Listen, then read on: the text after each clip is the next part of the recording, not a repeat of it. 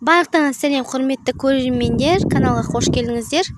Бүгінгі түсірілімдерде сіздерге ауа райының өте тамаша болуына байланысты кішкене жел болғанымен де сіздермен ішіндегі мына қазіргі қызанақтың жағдайымен бөлісейін деп тұрмын. Және әрі қарай не істейтінімді көрсетемін. Білесіздер, сіздермен бірге мен қызанақты отырғызған болатынмын. Міне көріп тұрсаңыздар, екі-екіден бар және ар жақтарында міне бір-бірден отырғызғандарым бар. Міне бір-бірден отырғызғандарым бар. Және де міне жаңа сорт қызанақтың жаңа сортын отырғызған болатынмын. Қазіргі таңда қараңыздар, өте керемет жапырағы, өте көлемді болып шықты. Яғни фокус деген жаңа қызанақ, жаңа сорт. Бұның ерекшелігі жапырағының өзінде ерекшелігі, және де қызанағының өзінде дәл осындай жапырақтай болып шығады. Байқасаңыздар, міне гүлдері бастап шығып жатыр. Және де мясноидың міне шоколадное сердце деп аталады, шоколадты жүрек деген қызанақтан да гүлдер шығып жатыр. Ол не деген сөз? Яғни қызанақта барлық витамин бар, яғни дәрумен. Және де сіздермен еккенде білесіздер ғой, астына мен күл салдым, құм салған болатынмын, және де жұмыртқаның қабығын салған болатынмын. Міне көріп тұрсаңыздар, кальций да барлығы да жеткілікті, өте керемет болып шығып жатыр. Міне тіпті гүлі де бастады. Енді кезекте мен сіздерге мына бір-бірден отырғызғандарыма және екі-екіден отырғызғандарым бар. Ең бірінші мен қызанақтың өте жақсы одан да әрі тез өсу мақсатында қызанақтарым орман болып бара жатыр. Сол себептен сіздермен бірге жаңағыдай не істеу керектігін көрсететін боламын, және де міндетті түрде түптейтін боламын. Қарап тұрсаңыздар, арам шөптердің барлығы өсіп жатыр.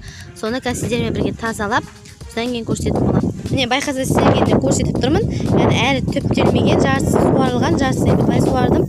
Түптелмеген, сол себепті ең бірінші арам шөптерін жұламыз. Міне байқасаңыздар, мысалы міне қызанақ, қызанақ. Көбісі білмейді қалай қызанақты формировать дейді ғой.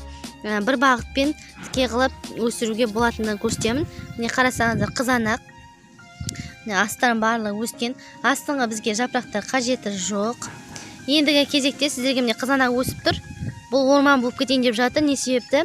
Мысалы кәдімгі ең басында ең бірінші жапырағының ортасында мынандай өсімді болады. Қазір көрсетейін. Міне көрініп тұр, мына жапырақтың ішінде өсімді болады. Соны сіздер алып тастайсыздар. Бұның қажеті жоқ. Бұл артық күшті қызанағымыздың өсуіне кедергі жасайды. Яғни артық күшті жояды. Міне көріп тұрсаңыздар, алып тастайсыздар. Міне жартысын ғана қалдырасыздар мынандай қылып. Неге? Себебі егер түбіне дейін алып тастасаңыздар, онда бұл жерден қайтадан осындай өсімді шығады. А бұл бізге керек емес. Дәл солай мына жерден де. Так. Мынаны алып тастайын.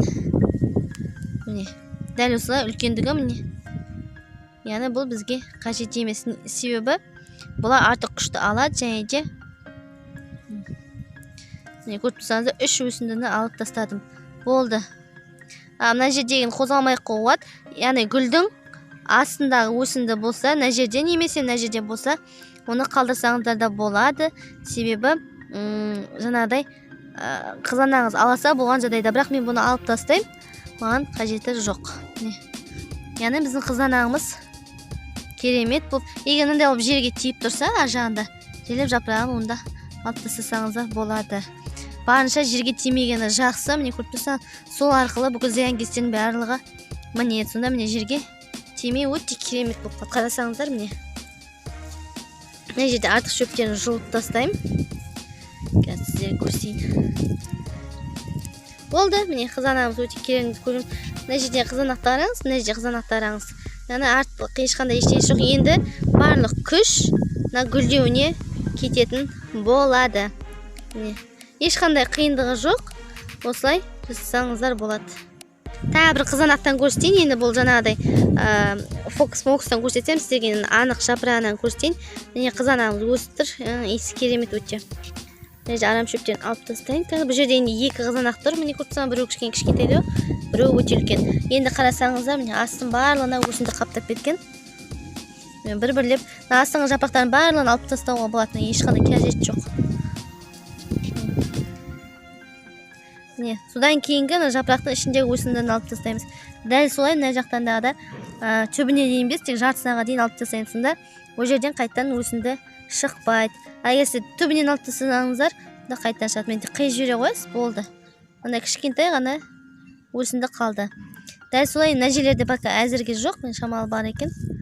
Болды, ешқандай қиындығы жоқ. Ертең жайлап өнім шыққаннан кейін астарын бәрін алып тастасаңыздар болады. Так, мына жерде мынадан да міне гүл бастап шығып жатыр. Солай каналға жазуды ұмытпаңыздар, сау болыңыздар. Және де міндетті түрде мен түптейтін боламын. Мына жерде не істеген, бұны алып тастаймын, себебі желде сынып қалған. Сіз түптемегеннің кесірінен мыналар уже міне желден құлайын деп тұр. Сол себептен екі жағын қазір көтеріп, барлығын алып тастағаннан кейін өсінділерін көтеретін боламын. Міне айырмашылығын көріп тұрғандай, барлығын түптеп шықты. Астарында міне арам шөп жоқ, өте керемет болды.